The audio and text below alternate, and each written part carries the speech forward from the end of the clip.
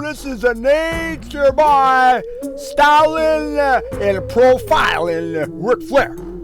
You're listening to the Tinfoil World Order. Woo! On the way, brother. Let's get the limo. Let's go. Tinfoil World Order. The word of the day is interpolation. You know what I say to this?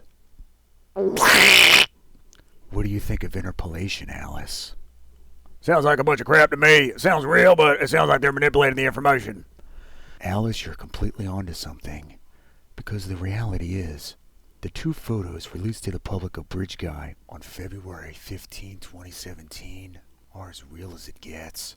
However, they've been edited as well. To gauge what Bridge Guy would have looked like at a further distance, they would have used these closer frames of Bridge Guy, better frames of Bridge Guy, edited frames of Bridge Guy.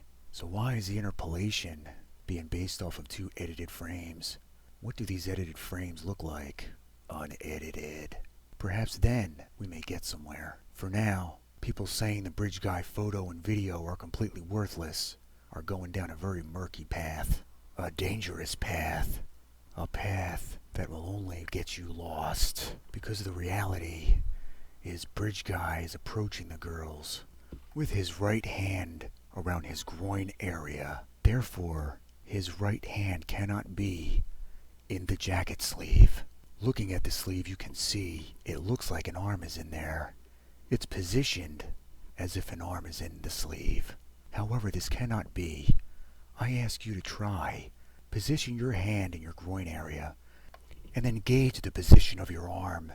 Does it look like Bridge Guy's arm? Try it again. What about now? What about now? Didn't think so. Alice, any luck over there? I'm out of it, man. I don't know what's going on. I'm on the floor. I can barely move. I tried doing it. I failed. I can't do it. What's going on here? You can't do it, Alice, because it's not humanly possible to have your hand in your groin and your arm positioned the same as Bridge Guy. This is why the two photos are very relevant as it pertains to Richard Allen's potential innocence or guilt. Personally, I lean towards innocence. However, if Richard Allen is the culprit, and he confessed 475 times, it will be baffling if not once does he mention the jacket sleeve issue, or what he was doing as he was approaching the girls. These are things otherwise only the killer would know. I've never heard one person in all my years of following Delphi ever mention the jacket sleeve. This is an all-original discovery from the Tinfoil World Order. If you're still wondering what the white things are poking out of his jacket, that's your problem. The question is, what does it all mean? What does it mean if Bridge Guy showed up to the bridge with his jacket rigged, expecting to be recorded? Because guess what? If you're walking towards two girls, doing what he was doing, looking how he was looking, he would have expected to be recorded. And let's not forget, he didn't know that there were two girls with two phones, doubling his chances of being recorded. Yet the phone was left.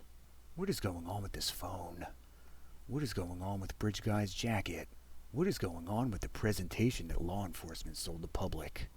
These are the very relevant questions. Wait a minute, can I chime in here? What if he didn't know he was being recorded? Alice, this is a whack question, and I'll tell you why. It's irrelevant if he knew.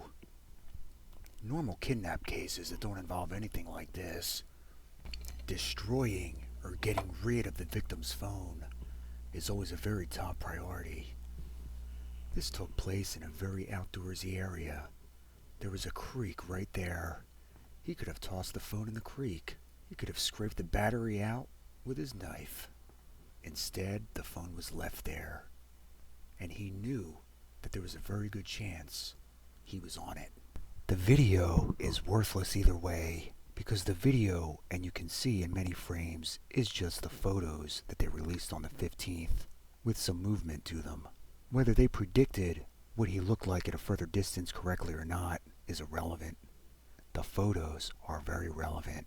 As they were released so quickly after the crime, it's pretty obvious not a lot of work was needed to get them. Unlike this interpolluted video that was released 2 years later. People now saying the video is a deep fake.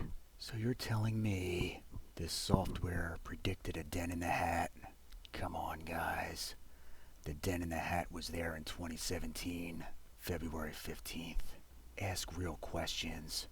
Stop falling for sleight of hand. What do the two photos released on February 15, 2017 look like, unedited? Was Patrick Westphal correct when he said the reason the case wasn't solved was because police had been looking on the outside when they should have been looking on the inside? Why wouldn't law enforcement ask the public for help identifying the man and throw in a hint such as, do you know somebody that has ever tied something through their jacket sleeve as a joke? Or something along those lines. As this is a very peculiar thing to do, it's possible he had done it before and someone would have helped identify him.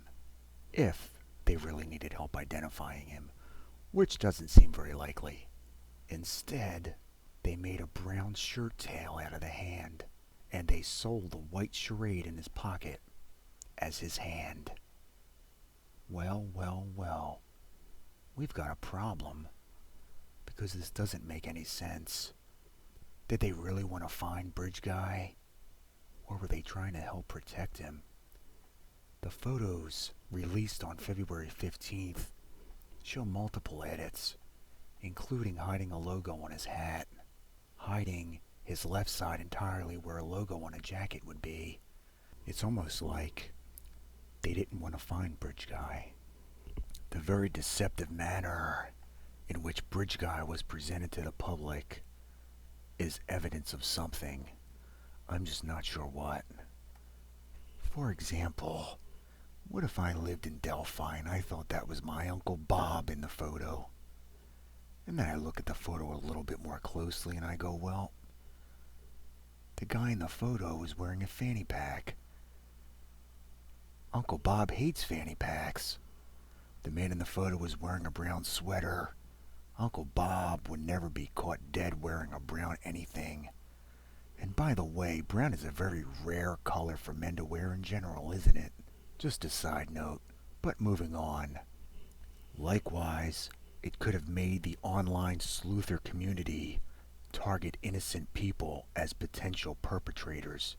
For example, if I'm thinking that's a fanny pack or a brown shirt tail, I'd be pretty justified in going, well, Dave McCain was on the news the night of the 14th wearing an all-brown hoodie. Looks just like Bridge Guy's hoodie, sticking out of his jacket. The bottom half, apparently, because shirt tails are generally only on half of the person. Or Ron Logan, who is known to wear a fanny pack. So you see how this deception worked, and it seemed pretty deliberate. Hey everybody, this is Stark Austin. Thanks for tuning in to Tinfoil World Order. This channel's a bit of a work in progress, but so let it be. Who cares? It is what it is for right now, son, but I'll give you a little bit of a preview of what's coming up. I'm told we made another discovery with this blue jacket. So guys, I'm telling you right now, something's going on with this blue jacket, and you're not going to hear nothing about it nowhere else except right here on a Tinfoil World Order. Now, as I said, this is a work in progress. Don't get too used to anything daily, but I might throw something up here every once in a while if I see fit. Thanks for tuning in, and don't let that door hit your ass on the way out.